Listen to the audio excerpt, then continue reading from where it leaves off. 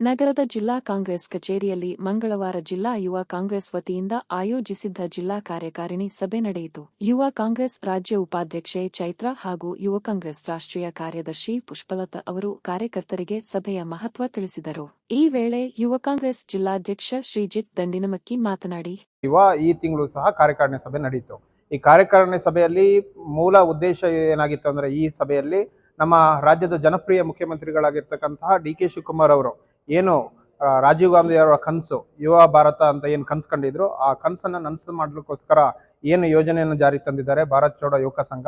ಆ ಯುವಕ ಸಂಘದಲ್ಲಿ ನಮ್ಮ ಯುವಕರು ಎಲ್ಲಾ ಕಡೆ ಹಳ್ಳಿಗಳಲ್ಲಾಗಿರ್ಬೋದು, ನಗರ ಪ್ರದೇಶಗಳಲ್ಲಾಗಿರ್ಬೋದು, ಎಲ್ಲರೂ ಸದುಪಯೋಗ ಪಡಿಸುವಂತೆ ನಮ್ಮ ಯುವ ಕಾಂಗ್ರೆಸ್ನ ಬ್ಲಾಕ್ ಅಧ್ಯಕ್ಷರುಗಳಿಗೆ ಮತ್ತು ವಿಧಾನಸಭಾ ಕ್ಷೇತ್ರಗಳ ಅಧ್ಯಕ್ಷರುಗಳಿಗೆ ಮಾರ್ಗದರ್ಶನ ನೀಡಲಾಯಿತು.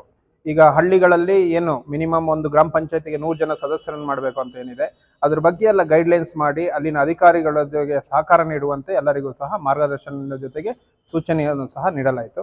ಜೊತೆಗೆ ಮುಂಬರುವ ಸ್ಥಳೀಯ ಸಂಸ್ಥೆ ಚುನಾವಣೆಗಳು, ಉದಾಹರಣೆಗೆ ಗ್ರಾಮ ಪಂಚಾಯತಿ ಆಗಿರ್ಬೋದು, ಜಿಲ್ಲಾ ಪಂಚಾಯತಿ ಆಗಿರ್ಬೋದು, ನಗರ ಪ್ರದೇಶಗಳಲ್ಲಿ ಪಟ್ಟಣ ಪಂಚಾಯತಿ ಚುನಾವಣೆಗಳಾಗಿರ್ಬೋದು, ಮತ್ತೆಲ್ಲ ಸ್ಥಳೀಯ ಸಂಸ್ಥೆ ಚುನಾವಣೆಯಲ್ಲೂ ಸಹ ಯುವಕರಿಗೆ ಆದ್ಯತೆಯನ್ನು ನೀಡಬೇಕಂತ ಹೇಳಿ ಈ ಸಭೆಯಲ್ಲಿ ನಿರ್ಣಯ ಮಾಡಿ ನಮ್ಮ ಉಸ್ತುವಾರಿಗಳಿಗೆ ತಿಳಿಸಲಾಯಿತು. ಮತ್ತೋರ್ವ ಯುವ ಕಾಂಗ್ರೆಸ್ ಮುಖಂಡ ಮಾತನಾಡಿ, ಇವತ್ತಿನ ದಿನ ನಮ್ಮ ಕರ್ನಾಟಕ ಸರ್ಕಾರದ ಒಂದು ವತಿಯಿಂದ ಭಾರತ್ ಜೋಡೋ ಯುವಕ ಸಂಘ ಅಂತಕ್ಕಂಥ ಒಂದು ಯುವಕರನ್ನ ಒಗ್ಗೂಡಿಸಿ ಸಮಾಜಮುಖಿಯಾದ ಪರಿಸರಮುಖಿಯಾದಂತಹ ಹಾಗೂ ಯುವಕರಿಗೆ ಯಾವ್ಯಾವ ಕ್ಷೇತ್ರದಲ್ಲಿ, ಉದಾಹರಣೆಗೆ ಸ್ಪೋರ್ಟ್ಸ್ ಇರ್ಬೋದು, ಯೋಗ ಇರ್ಬೋದು, ಒಂದು ಗಿಡ ನೆಡುವಂತ ಕಾರ್ಯಕ್ರಮ ಇರ್ಬೋದು, ಕಲ್ಚರಲ್ ಆಕ್ಟಿವಿಟೀಸ್ ಇರ್ಬೋದು, ಈ ಎಲ್ಲ ಆಕ್ಟಿವಿಟೀಸ್ಗೆ ಉತ್ತೇಜನ ನೀಡುವಂತೆ ಈಗ ಯಾರ್ಯಾರನೋ ಹೋಗಿ ಅದಕ್ಕೆ ಪ್ರೋತ್ಸಾಹವನ್ನ ಕೇಳೋದ್ರ ಬದಲು ಸರ್ಕಾರದಿಂದನೇ ಡೈರೆಕ್ಟ್ ಆಗಿ ಈ ಒಂದು ಸಂಘಟನೆಗೆ ಇರ್ಬೋದು, ಆ ಒಂದು ಇದಕ್ಕೆ ಉತ್ತೇಜನ ನೀಡೋ ರೀತಿಯಲ್ಲಿ ಭಾರತ್ ಜೋಡೋ ಯುವಕ ಸಂಘ ಅಂತಕ್ಕಂಥ ಒಂದು ಸಂಘವನ್ನ ಫಾರ್ಮೇಶನ್ ಮಾಡ್ತಾ ಇದ್ದಾರೆ.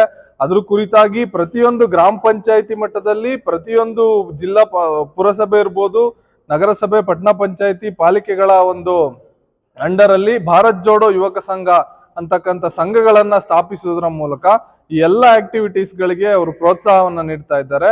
ಅದರ ರಿಜಿಸ್ಟ್ರೇಷನ್ ಆಗ್ತಾ ಇರತಕ್ಕಂಥ 16ನೇ ವಯಸ್ಸಿಂದ 35ನೇ ವರ್ಷ ವಯೋಮಿತಿ ಇರುವಂತಹ ಎಲ್ಲರೂ ಕೂಡ, ಎಲ್ಲ ಯುವಕರು ಯುವತಿಯರು ಕೂಡ ಈ ಒಂದು ಸಂಘದಲ್ಲಿ ರಿಜಿಸ್ಟ್ರೇಷನ್ ಆಗಬೇಕು. ರಿಜಿಸ್ಟ್ರೇಷನ್ ಪ್ರೊಸೆಸ್ ತುಂಬಾ ಈಸಿ ಇದೆ.